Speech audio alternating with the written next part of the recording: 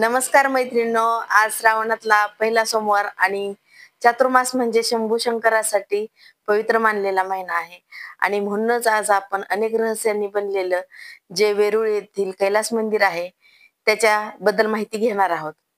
या मंदिरात अनेक रहस्यांनी भरलेलं आहे आणि हे अनेक वर्षापासून कित्येक तरी असे रहस्य आहेत ज्याचं गूढ अजूनही उकललेलं नाहीये. तर चला तर मग जाणून घेऊया कैलास मंदिराच्या विषयी काय रहस्य आहेत ते.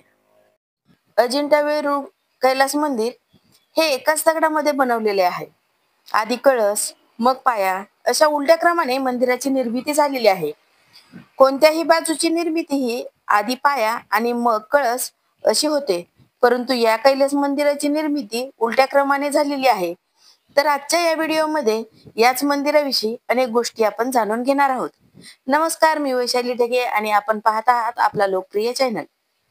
इसवी सन 757 मध्ये एकाच खडकात कोरलेलं हे लेणं राष्ट्रकृत राजवंश नरेश कृष्ण प्रथम यांच्या राजवटीत कोरण्यात आलं होतं. असं म्हणतात हे मंदिर बनवताना एकाच खडकाला वरून खाली 3 भागामध्ये खोदण्यात आलं होतं. लेणीच्या मध्यभागात जे मुख्य मंदिर आहे त्यामध्ये एक शिवलिंग आहे. समोरच्या मंडपामध्ये अनेक मोठे मोठे कोरीवकाम असणारे स्तंभ आहेत. आतल्या छताच्या बाजूस शिवाचं तांडव नृत्य करणारं शिल्प कोरण्यात आलेलं आहे.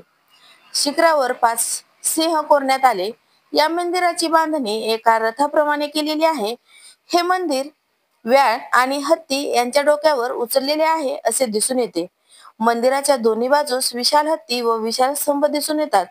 विजयस्तंभाभोवती आकर्षक नक्षीकाम आहे.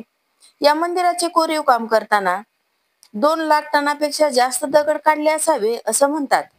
पण मंदिराच्या आसपास कुठेच त्या दगडाचं अस्तित्व दिसत नाही. मग ते दगड कुठे गेले हे सुद्धा एक गूढ रहस्य आहे. 7 रथांमध्ये कोरलेल्या मूर्त्या या महाभारताचं दृश्य दाखवतात असं म्हटलं जातं.